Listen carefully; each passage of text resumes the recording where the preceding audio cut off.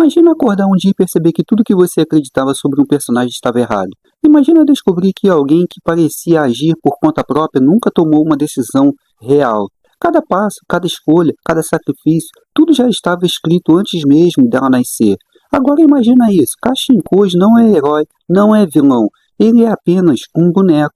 E o pior detalhe de todos, o fio que controla não pertence a um humano, pertence a um deus. Hoje eu vou te apresentar uma das teorias mais perturbadoras, mais sombrias e ao mesmo tempo mais coerentes de Boruto Two Blue Vortex. Uma teoria que muda completamente a forma como você enxerga Kashin-Koji e principalmente o papel de Boruto nessa história. Mas antes da gente mergulhar nessa análise insana, eu já te peço, deixa seu like, se inscreve no canal Pausa Nerd e ativa o sininho para não perder nenhuma análise ou teoria que eu trouxe aqui para o canal. E compartilha com seus amigos, ou deixa aqui nos comentários a sua opinião, ou só comente Boruto Two Blue Vortex. O canal precisa muito dessa força, e cada comentário de vocês ajuda demais a gente a continuar produzindo esse tipo de conteúdo aqui para o canal. Dito tudo isso, vamos embora para o vídeo? Existe alguém controlando Kashin-Koji, e se essa teoria estiver certa, Boruto é literalmente o único capaz de impedir o que está por vir. Essa teoria se sustenta em três pilares principais. Primeiro, a verdadeira origem de Kashin-Koji. Segundo, as interações divinas silenciosas que estão moldando os eventos do mangá. E por fim, os poderes de Boruto que parecem existir justamente para confrontar esse tipo de interferência divina. Mas, antes da gente mergulhar nisso tudo, eu preciso te fazer uma pergunta simples, e eu quero que você realmente tente responder. Como você descreveria Kashin-Koji? Pensa com calma. Ele é carismático? Ele é frio? Ele é sério? Ele é impulsivo? Ele é cruel? Ele é bondoso? A verdade é que você não consegue definir, e isso não é culpa sua. Eu também não consigo, e isso acontece por um único motivo muito específico.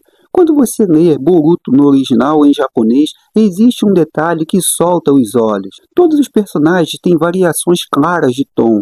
Quando estão felizes, a fala muda. Quando estão com raiva, a postura muda. Quando estão confusos, inseguros ou emocionalmente abalados, isso transparece. Mas com Kashin-Koji, nada muda. Ele é sempre o mesmo, sempre sério, sempre distante, sempre neutro.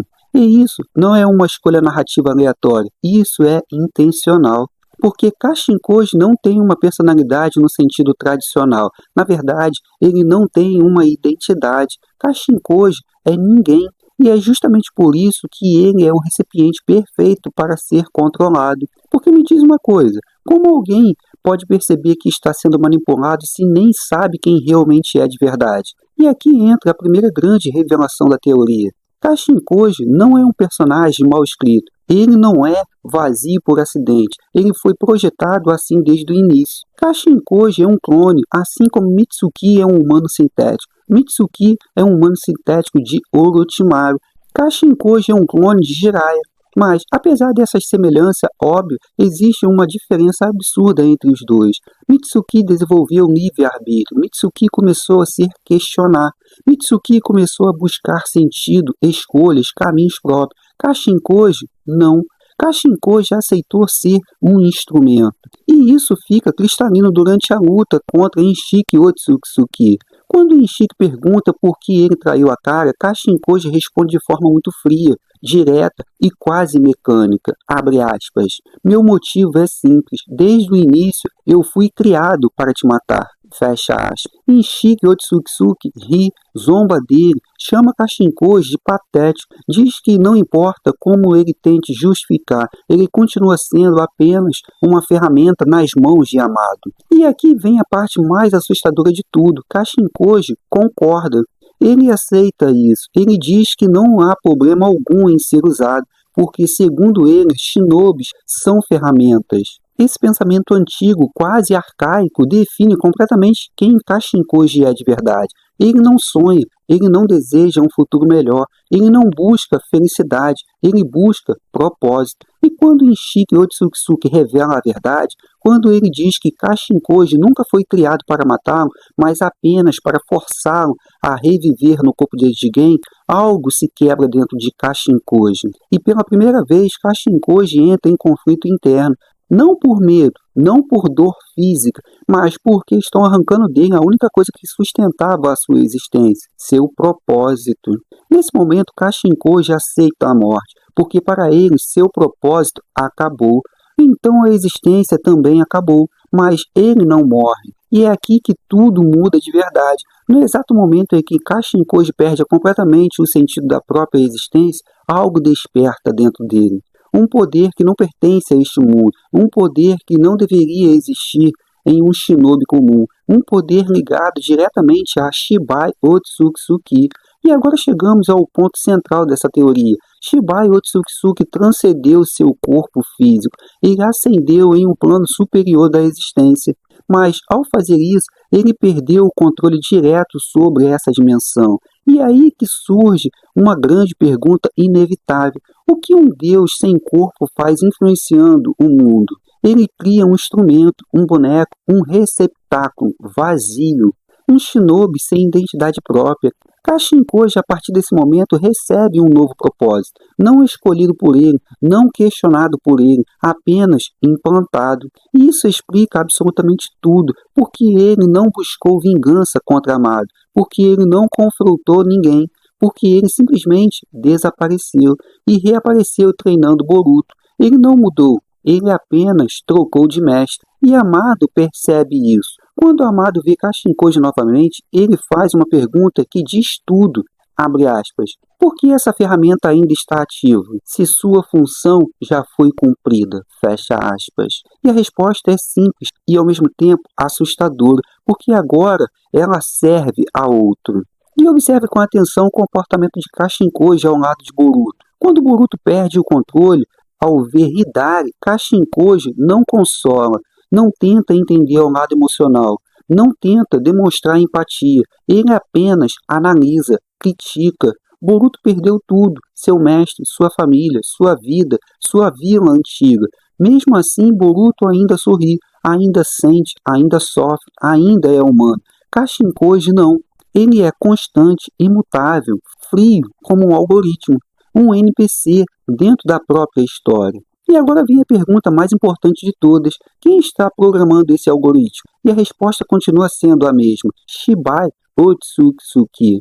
Existem duas formas disso estar acontecendo. Ou Kashinkoji teve algum tipo de contato direto com Shibai Otsutsuki, parecido com o que o Koji teve com Ishiki, ou Shibai simplesmente envia fragmentos do futuro moldados às decisões de Kashinkoji, sem que ele perceba.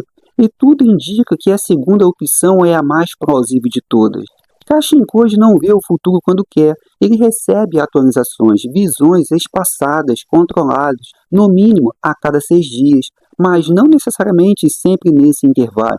Ele vê apenas o que Shibai permite que ele veja. Isso explica por que Koji nunca foi parado antes. Isso explica por que certos eventos simplesmente precisam acontecer. Shibai Otsutsuki precisava que o tabuleiro fosse montado.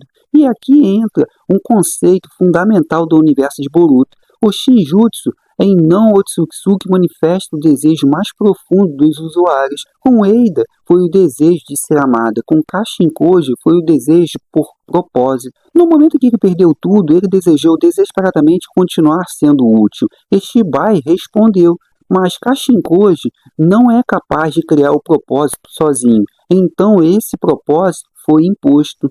E isso cria o maior conflito da história até agora. Kashinkoji acredita que sacrifícios são necessários. Boruto recusa aceitar isso. Kashinkoji vê pessoas como peças. Boruto vê pessoas como escolhas. Enquanto Kashinkoji aceita matar alguém para salvar muitos, Boruto sempre busca uma terceira opção. E é por isso que o confronto entre esses dois é inevitável. Não porque um seja vilão e o outro herói, mas porque eles representam visões opostas do futuro. Kashinkoji tenta salvar o futuro usando pessoas como ferramentas. Boruto tenta salvar o futuro colocando a própria vida em risco. Você consegue entender?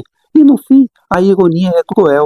O personagem que vê o futuro não tem liberdade, e o personagem que não o vê é o único verdadeiramente livre. Se essa teoria estiver certa, Shibai Otsutsuki está apenas começando a mover suas peças. Assim como Madara Uchiha um dia foi apenas um nome, e agora estamos vendo os fios se movendo lentamente. E Boruto é o único capaz de cortá-los. Deixa sua teoria aqui nos comentários, vamos conversar sobre tudo isso. E se você curtiu essa análise insana, já deixa seu like, se inscreve no canal Pausa Nerd e ativa o sininho, porque tem muito mais conteúdo insano vindo por aí. E compartilha com seus amigos. Inclusive tem outro vídeo incrível aparecendo agora mesmo na sua tela, que com certeza você vai gostar.